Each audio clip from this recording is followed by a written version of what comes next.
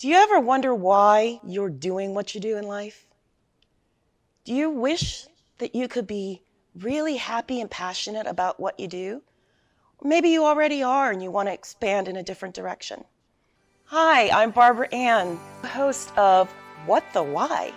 I love what I do. A lot of that has to do with my story, my journey to this point in life. And guess what? Everybody has a story. So please join me for conversations with leaders from all walks of life about what they do, and more importantly, why they do it, how they found their core purpose, their passion, their mission in life. And if you're looking for your own, maybe you'll get some great suggestions on how you too can find your why. Hello, everyone, and welcome to another episode of What the Why. If you haven't seen us before, our show features conversations with diverse leaders from all walks of life about why they do what they do and how they figured out it was their purpose. And today's guest is no exception.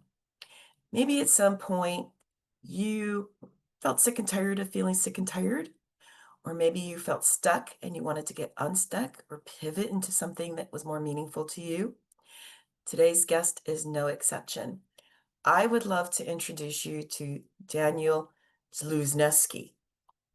And Daniel is the author of a book, but that is just one of the many things that he's done. He is a retired lieutenant from the U.S. Secret Service. He's former coordinator of emergency management, safety, and security for school system. He grew up in Connecticut, loves animals. He's done so many amazing things throughout his life, not the least of which really was the Secret Service and the 20 years he spent in that. And I don't want to give everything away because the list of things that he's done, the certifications that he has, and then of course his book, which is one of the things we're going to talk about, the first 5 minutes, and how that came into being, is so important for us to have a conversation about at this time in the United States and really in other parts of the world. So without further ado, please join me in welcoming to today's show, Daniel Dluzneski. So yeah, welcome. We get the round of applause. So Thank you, Barbara Ann. Appreciate it. yeah, and thank you. Now, of course, in our fourth season, first as a podcast, the first question we always ask after we run through kind of an overview of the person's background is, but what did you really want to be when little Daniel was growing up? Little Daniel, probably a police officer or a fireman. It was one of those types. When you play around, it was just me and my cousin. We lived on a farm, so I didn't have a lot of playmates. So usually, you play cops and robbers and stuff like that, and cowboys and Indians and all that kind of stuff. But probably a police officer. It wasn't until I was basically in high school that I decided that I wanted to go into radio and broadcasting, mostly sports broadcasting, and not really anything to do with television. I loved listening to Marv Albert on the radio. And I know he had some issues later on in his life, but being in Connecticut, all I had was to listen to was New York and the New York Knicks, who I was not a fan of, but I just loved listening to him call the games on the radio, the way he would describe it, because you really didn't need a TV, the way he described the game. And it just flew, or it was a flow about it that he would talk about these games. So I really leaned into that. And fortunately, now this is way back when, in the 70s. So we didn't have the internet, we didn't have anything like that. And we just started with video cameras, and they let me call the games. Not to an Wow. audience, basically, but it was a taped version of it. So I did that, and I really enjoyed it, and that's what I went to school for.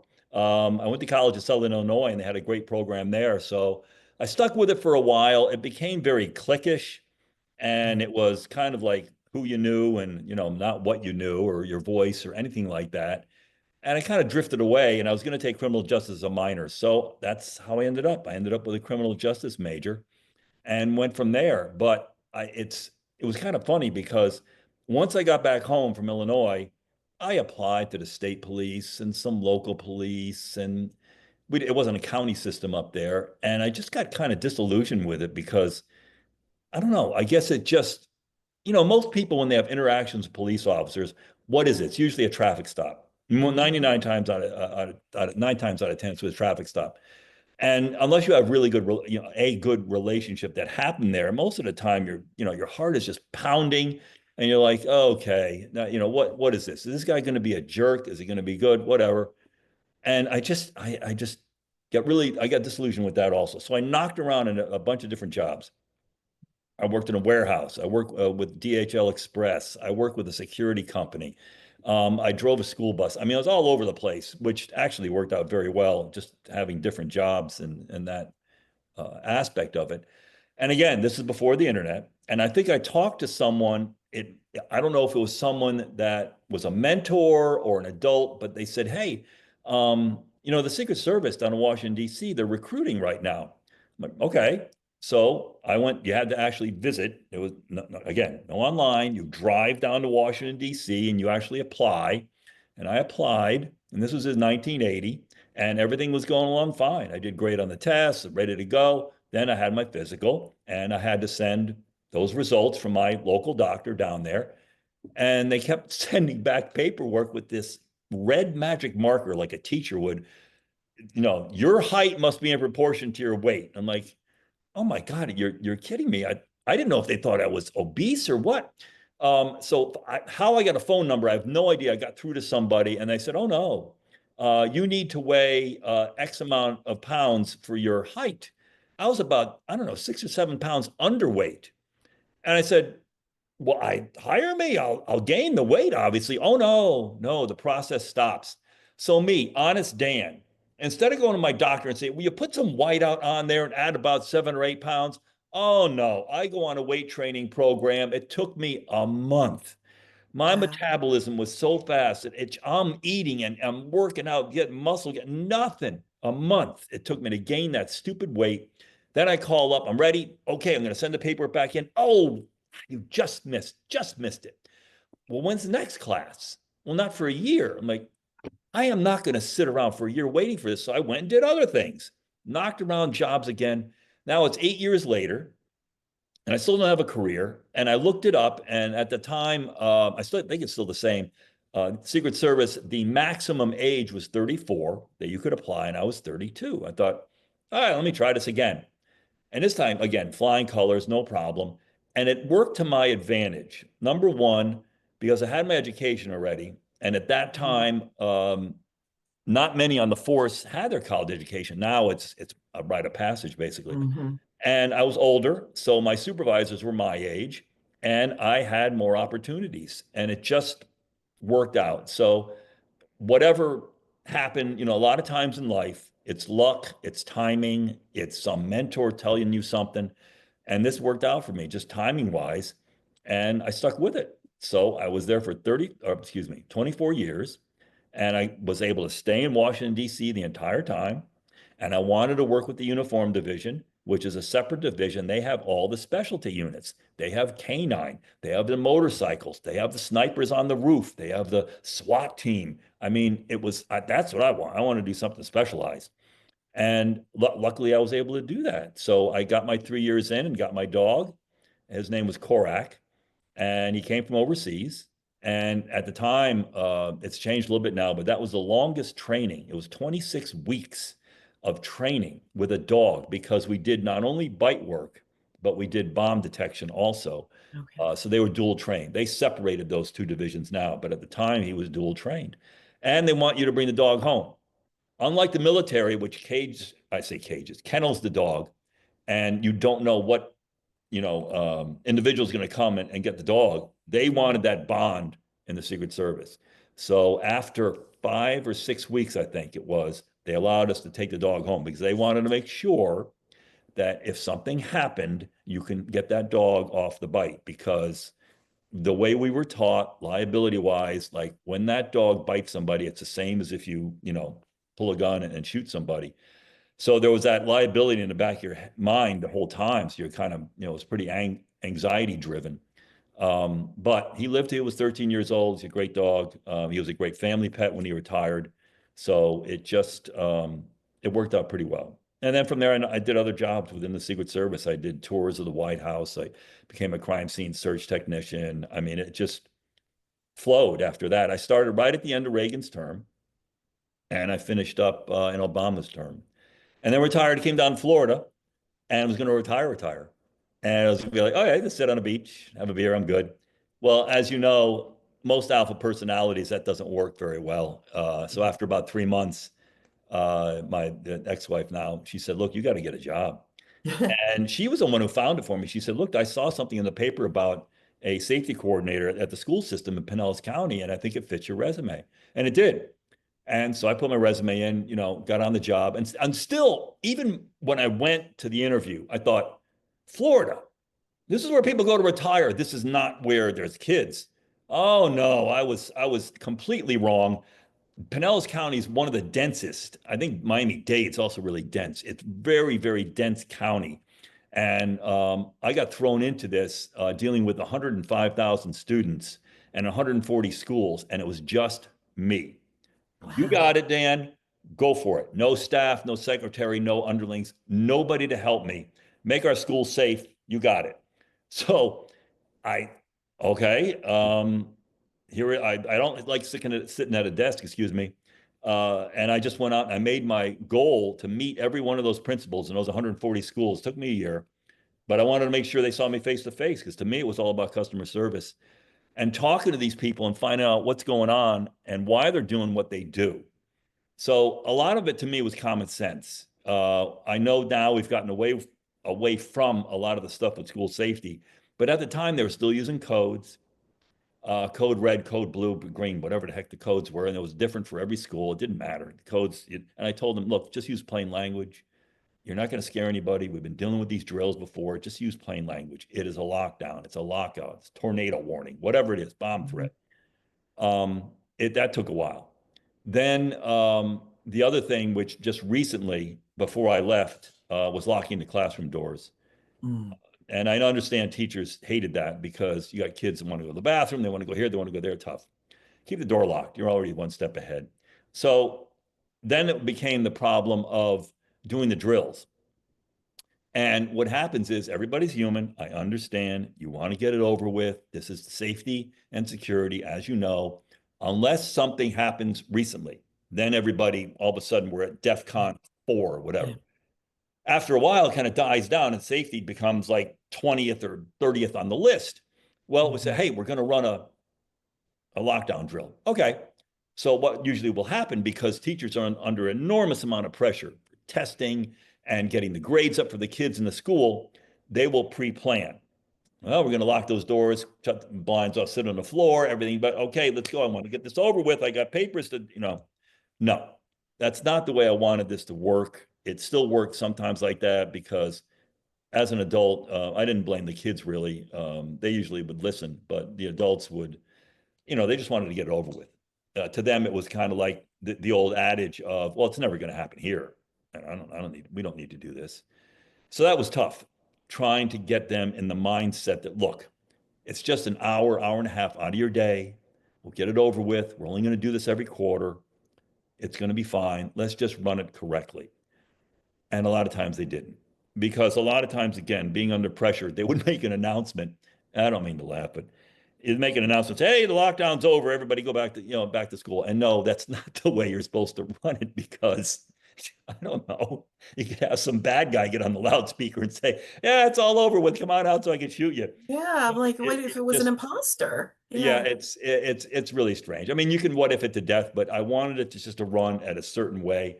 And this is 140 schools, and I had to have the Florida legislator finally woke up and said, look, and the Florida Department of Education said, look, we need a safety plan from every one of these schools, every one of them. So Yeah. what they would do is, I didn't matter to me. Look, make a safety plan. I don't care what it is, 10, 12 pages, at least, make it with enough things that you hit on here. So they would just copy off each other. Say, hey, what did you send? Did you send it? Okay, let me just copy off you and put my name, our school name on the top and do it that way. Some of them took it seriously. I'd get 50 pages of stuff. But again, because it was legislated that way, Department of Education, that worked in that aspect. But other than that, you get pushback because it was a lot of change. that was happening. And, parents also, I tried to get them involved, and it sometimes it worked and sometimes it didn't. I'll tell you what, there's a whole bunch of stories. No, we don't have a lot of time. I had a school here, Shorecrest, which is near, they got flooded out because of the hurricanes. They're on a low level plain, but they're a very good school system. I knew the principal there, and she complained to me. She said, look, she says, I have a lot of parents at the beginning of the school year, because it's elementary, bringing their children into the classrooms and dropping them off. I said, well, yeah, I get it. First 3 days, she goes, oh no, this is all year round. I'm like, whoa, what the hell? So I was like, are you kidding me? I said, you can't have people just walking around in your school that they're not badged. You never check them. I don't know what they're doing. So we had a meeting, 7 o'clock at night, have a meeting with all these parents. This is the new policy that's going to happen. After 3 days, the first 3 days, I get it. The kids don't know where they're going. You can take them directly to the class. But I'm telling you, as a kid, most of these kids, I've seen them, they'll look back at their parents going, hey, Dad, Mom, I got this. They want to be independent. They don't want you leading them. My God, that was the worst thing when I was a kid, to have your parents take you to class. Yep. But these parents, well, oh no, that's the reason we came to the school, for this reason. So I could bring my child directly to the classroom every day. This was like, I was getting emails. There was shouting and yelling and cursing. They wanted to kill me. So I finally said, there was a row of people in the front, and I had two people there, a man and a woman. And I said to the guy, I said, do you know this woman sitting next to you?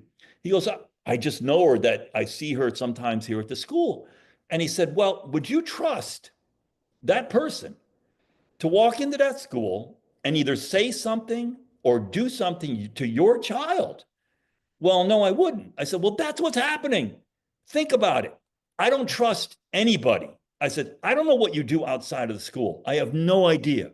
But I'm not going to trust anybody to go into the school unchecked and not escorted and not know what they're doing. I have no idea what they're doing. None.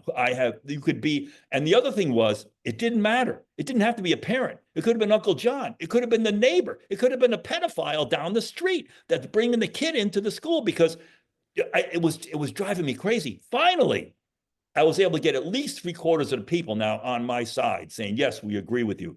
But there was a good 10% that said, no, I'm pulling my kid out. I don't want this. I want to bring my kid. I tried to explain to them. I said, why?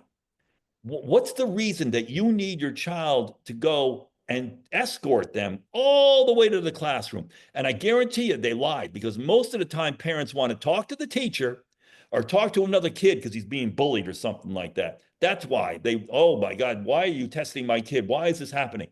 I said, no, this has to stop. You can't continue to do this, because something could happen. And the principal has no idea the amount of adults that are in that school, of what's going on. So oh my gosh, that was just horrible. But thank God the principal stuck to her guns, and she said, nope, we're doing this. And I'm very glad that she did. So that was just one example of things I ran into during this time. But you try to talk some common sense to most of these people, and after a while they realize it. The other thing was, there was a school it was a middle school. And again, these schools were built back in the 50s and 60s. So you'd walk into the school and it had a low countertop, basically up to maybe your thighs. And they would use half doors. The doors were these half doors. Well, one day a father came in. He says, I want to pick up my child. Okay, let's look in the index to see if you're allowed to come in. And he wasn't, because there was a divorce going on. He was not allowed to go get this child. Everything blew up. He jumps the counter, attacks a couple of the staffers, runs into the school. I have no idea if he even knew where his child was. Nothing happened, thank God. Nothing. He didn't have a weapon on him or anything like that. But all of a sudden, okay, but now what? Okay, now we've got to get that countertop higher. Now we have to bring glass, just like a bank. We got to bring the glass down. So there's a little slot. You have to be buzzed in. And at first, because I realized it the same way, when you first walked into the school, it felt very claustrophobic, because you have this glass, you have this big counter. It's like, oh my God. But it is something to get used to. And I would explain to the parents, look, we're here to save not only the staff members from being abused, from your child also, having issues. So once you explain something like that to people, it does settle them down that, okay, I get it. My child's much safer. But mostly, I tell you what, Barbie, and I don't want to get off on the subject, the main subject that I like to talk about on these podcasts, and that is the type of lockdowns that are out Yeah. there. Regular Yes. lockdown, we pretty much all know that. The door is locked, the lights are off, kids sit on the floor, blinds are closed, you silence your phone, you do not listen to any announcements, you do not open that door for anything, anybody. You banging on that door, you're not opening that door. Yeah. That's it. Very simple, that everybody's safe. What's happening is, I would say within the past 10 years, there's a company called Alice. It's an acronym, ALICE. And also there's something called Run, Hide, Fight, which I'm hoping that hasn't gone much anywhere. Usually use that in businesses. And with these other type of marketing deals, it's more, you instead of being passive, because as you're sitting on the floor, they feel the kids are sitting ducks. They're not, but it's Yeah. more passive. Yeah. Alice training is more reactive, and the teachers Yes. love it, and administrators love it because I get to do something. I get to react to what's going on. Well, Mm. it turns into a liability factor because not only do principals go out and challenge these shooters, we've seen it happen in Sandy Hook, we've seen it happen in Nashville, we've seen it at Margie Stoneman Douglas, where individuals get hurt because they go and try to talk down the shooter who is they're mentally incapable of that at that point. You should talk to them 6 months ago. Yeah. Anyway, the other thing they say to do is we're going to have the children, if the gunman gets in the classroom, which I'm still trying to figure out how the gunman got in there if the door's locked, throw things at the gunman. Now, I don't care what kind of, what you're thinking of something like that, but if I'm a parent, I sure as heck am not going to have my kid go through some training where he has to throw something at a gunman. To me, it's like, that's just going to really, excuse me, piss somebody off. And Yeah. Even the martial artist in me is going, no, yeah, absolutely not. why would you do something, No. especially a child when they're in this kind of confrontation, this emotionally, I mean, just that emergency thing that's going to last the rest of their lives, and they're going to have to throw something precisely at some, then do what? Knock them out? I don't get it. I really Yeah. don't get it. But they love this kind of training, and I really want to tell them avoid this type of training. Yeah. I'm old school. You stay with the lockdown. Well, they're sitting ducks. That means if they get into the room, they're going to shoot these kids. Well, okay, here's an example. There is no, and no one's ever challenged this. No shooter has ever shot through a locked door. None. Of all the shootings we've had at school shootings from going back hundreds of years, basically, because it's been happening for hundreds of years, they've never shot the lock off a door. It takes too long. They're looking for easy access. You Easy see the targets. Nashville video, locked, they go on, lock, you open, they go in. So you keep the door locked because it takes too long. Anyway, it doesn't happen. It just Mhm. is unrealistic. It's not something that it helps kids. And I tell you what, I try to put myself in the place of these teachers.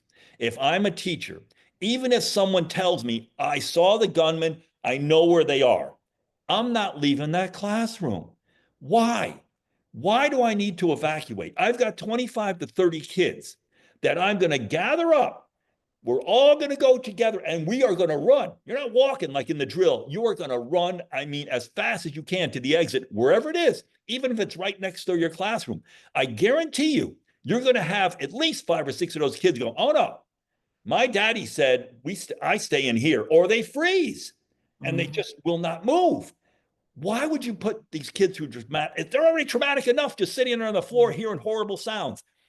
I hate this idea that it's okay, let's go, we're going to evacuate and be safe. No, they're perfectly safe in that classroom. It's just, it boggles my mind. And they'll say, well, what if? They give you the what if. Fine.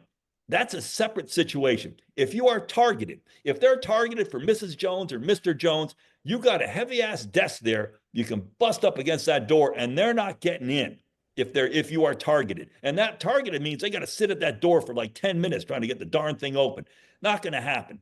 So it's really not a lot of common sense that deals with some of this training. And I really hate it because you're confusing the teachers, you're confusing the kids, and the liability is impossible. My county alone, they have what's called options-based training. They will tell the teacher, you have the option. You can stay in the classroom or you can evacuate. So here's a teacher who is untrained in this aspect at the last split second going to decide a life or death situation to say, well, maybe I should say, oh God, maybe we should leave. Are you kidding me? No. You put the And liability on this person yeah, because they wash their hands of it. We didn't make the decision. That was the teacher's decision to do that. No. So I ask parents, look, talk to your kids. I understand you're busy. I understand it's a texting and stuff. They can't get off the darn phone. And we all don't sit down for supper anymore. Talk to them, get 5 minutes to talk to them. What is going on in your school during an emergency? Just ask them. If they say we do a lockdown, we sit on the floor quietly, that's it. If they say, oh, we throw things at the gunman or we're running out of the class, no, the red flag should go up and that parent should say, I got to talk to the school. If you don't get anywhere with the administrator or the teacher that you talk to, go to the school board. I understand you get 3 minutes, but you can get a page and a half in 3 minutes. You talk fast enough. If that doesn't satisfy you, go to your state legislature and say, what the heck is going on at this school? Or last resort, you got to pull your kid out or they homeschool. And I tell you what, there is a lot more homeschooling going on now than there was years ago because, as you know, during the pandemic, they found out what is being taught in these schools. Like, whoa, what happened to math and yes, writing and English? So it's very difficult nowadays, and parents have to be aware of how things happen in these schools. And it's too late when something happens. It's much too late when something happens and put the blame game on. Do it ahead of time. This is the way things should be run, and leave it at that. But and I get questions, Barbara Ann, all the time about, well, what's going to happen in the future? Is it going to get better? No, I'm sorry, it's not. yeah, Only I only say that because, and this is not my lane, because of the mental health issues, because of yes, the no help there. You've got kids now that are being cyberbullied 24 hours a day, girls and boys, the texting, the phones. I think what really helps though is getting the phones out of the classroom. That way they can focus on their studies. They can talk to each other. No more of this texting from across the room. I mean, that's crazy. I think that's going to help. But the big thing again is, again, it's not my lane, is the mental health aspect. And what they have now in these schools is called a threat assessment team, which is a good thing. It's been happening the past few years. They'll get together as a threat assessment team and figure out where are threats coming from. I understand there is difficulty there with civil rights on how far you can push it, to stop someone from doing this. But it just takes eyes and ears. Technology is not going to help. Cameras and metal detectors are not going to help. It's human interaction that's going to help in this area. agreed. And what's interesting is because not all threat assessment teams are equal. Mm-mm. My son in first grade, we're a gun family. We're all trained. My husband and son are both SORA certified, safety officer. I always forget what the A stands for, but and concealed carry because of work that they do. Mhm. And in first grade, he was suspended for a week and determined to be a threat because he pointed his fingers in the shape of a gun while playing. Yeah, my son did the same And thing. He drew a gun. Same yeah, thing. Yep. and their logic was, yeah, but he comes from a gun family. Yeah, that's Yeah, actually partly what makes him safer because he's exactly. been trained. We have the safe. We have always talked about like you don't ever point a gun at anybody, even as a joke. You always treat a weapon as loaded, even if it's not. And Right. these are things that people that don't necessarily have backgrounds in are now teaching other people who are then teaching other people, and that knowledge gets diluted and Yes. misunderstood. And to your point about mental health, I mean, not all people with mental health issues engage in shooting, but definitely for the most part, the people who do these crimes do have mental health issues. And Yes. so mental health is a crisis in this country and in other parts of the world. Yeah. And so I Agreed. know as we approach time, there's so many important things that you said, but I really want you to talk a bit about the first 5 minutes Yeah, because the it, um the book that came out right after Uvalde. If the people don't remember, Uvalde, Texas is where you had an individual that got into school. Everything kind of went wrong, the whole step of the way. I yeah, understand the police, but there was other things wrong with that school. The door was left open by a teacher. The lock wasn't locked; it was broken. The security guard, he disappeared somewhere. The individual got in and started shooting these kids. And then when the police arrived, it just became a disaster because they didn't have the proper training. I don't understand. No one understood really what's going on. But anyway, once that happened, I was so angry. And my wife at the time, she said, look, you got to vent. You got to get this out there. So I wanted a book that was a guidebook. I did not want a 200 or 300 page diatribe that sat on the shelf and collected dust. I wanted something simple. These are this all you have to do. Very simple. Have, implicit memory. It's something that would a light switch goes off. Okay, I'm going to lock down. This is what I got to do. That's it. I mean, something very simple. So that's the reason I wrote it. Again, it's only 77 pages. Heck, you read the darn thing in a few hours. But I just wanted something for teachers and parents to look through quickly. This is something I need to do. It's great. And in the book, I forgot to mention this, I have these credit card size quick reference cards.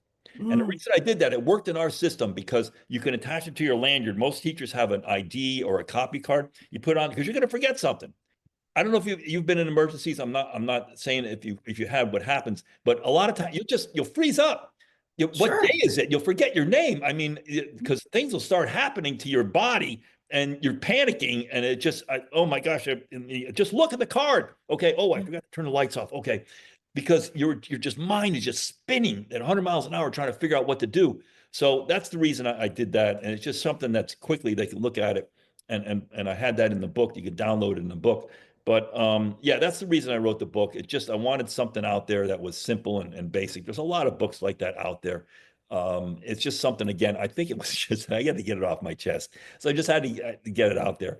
And it was a process. I mean, I've never written a book before. I didn't know what I was doing. So anyway, but I've gotten some good feedback. So again, I'm not on here to promote that. In fact, I don't go on podcasts to do that. I don't market myself or have a business or anything like that. It's basically, I just want to get the parents involved in this and leave your audience with two things before we forget. Number one is keep yourself safe.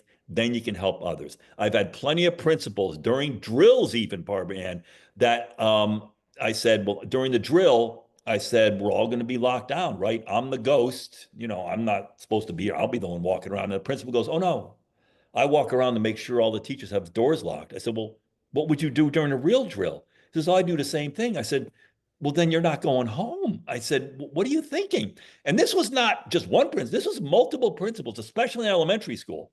They feel they have to protect their kids. I said, do you have a gun on you? What are you doing? And the tears, they would start crying, saying, I have to save my kids. Yes, you do. Go in your office, lock the door, sit on the floor, and wait till the police get here. That's what you're going to do. And it was just such emotional trauma for them to do that because, again, a principal, just like a police officer, very alpha personality, they want to do things. And that's why this Alice training is happening because they want to be reactive. So that's number one. You keep yourself safe, then you're going to be able to help others. The other thing is I fully embrace special resource officers that are armed. We have them here in Florida. They go through specific training. They are not there to harass kids or arrest them. They are there to protect them. They are an advocate between parents, teachers, the school system, and police. They are there because they love it. That's why they do it. They go through an intense amount of training. They love what they do. They love these kids. They want to protect them and disregard what happened to Margie Stone Douglas with the security guards, it's other place. That's like 0.001% of what happens with these SROs. But I would definitely advocate for that. Don't spend money on cameras that you don't need or metal detectors or something else you think technology. Spend it on personnel and people that really want to do the job and really help your school. Excellent advice. Because yeah, the truth is, regardless of where anybody watching this podcast stands politically, this is the reality that we face. And so, and I especially love the card because you're right. The human response is fight, flight, freeze, or fawn. Exactly. Yes. And you just cannot, everybody says, you brought a knife to a gunfight. I mean, well, you cannot help other people if you cannot survive No. yourself. Absolutely. So, Yeah. No one knows how they're going to react in an emergency. You don't know. You can think you might do something, but you have no idea how you're going to react. I mean, you've had training, and my training would kick in. Of course, I'd probably reach for my ghost gun that's not there. but normal people, I had a school, again, I know we're running out of time, but I had a school in north of here where the assistant principal trained her people correctly, did the drills, everything ran great. They had a real event, a real event. And after the event, you always have an after action. Found out 1/3 of her teachers froze, Yeah, did nothing. because that's what You don't humans do. know. Yeah. Yes, you just don't know how you're going to react. So that's why I would like at least quarterly, do your drills, the kids get used to it, the teachers get used to it, and you're going to be safe. Yeah. And who else know, and who knows where it could help them in another situation outside of the school. Exactly. It could Yes. be life-saving in another situation, be it a Yes. church or a nightclub or whatever. Yes, I agree. But schools definitely. Thank you so much. For people who want to be able to get in contact with you, Mhm. what's the best way for them to do that? Well, if you go on LinkedIn, you've got my email address on there. I think I also have it in the book. The book's on Amazon. But yes, I'm on LinkedIn and on Facebook, the first 5 minutes. There's also a site there for that. If you have any questions or anything, you can get a hold of me that way. I'd be glad to answer any question you have. And I know the book is available at least on Amazon, if not Yes. other sites as well, in case anybody wants to get that too. Yes. So for any of you that have children or grandchildren or work in the school system or work in other facilities, like there's a lot of very useful, handy tips regarding what to do in a scenario. It doesn't just happen in schools. That's true. And in the United States, as well as some other countries, but especially in the United States, this is the reality that we do live in this times. Hmm. And so to be forewarned is to be prepared. So Exactly. thank you so much, Daniel, for You're coming welcome. on. I really appreciate it. Thank you for sharing your wisdom. Thank you, fellow service. Mine was a lot less dangerous than the service that you provided, but thank you for the service that you provided to the country and for doing what you can to enhance and save the lives of children Yes. Thank you. throughout You're Florida welcome. and now on a broader scale. And so there you go, another podcast with another amazing guest. And I hope for those of you who are tuning in that you will continue to come back for more amazing conversations with amazing guests who have pivoted from valuable, in this case, very valuable career to another valuable career, kind of accidentally, but it was Yeah. really Yeah. great that he did it. Because literally lives can be saved as a result of the work that he's done and is continuing to do. And also, thank you for tuning in. You have so many options out there that you could be watching and listening to. So we really appreciate the fact that you're watching us, and we ask that you share it with somebody else so that they can get the benefits that you're hopefully getting from watching us as well. And also, please remember, whether you personally or someone you know is looking to make a change in your life or career, no matter how big or small, tune in for more illuminating, fascinating, and inspirational and informative conversations with guests such as Daniel. He figured out what his purpose in life was and lived it.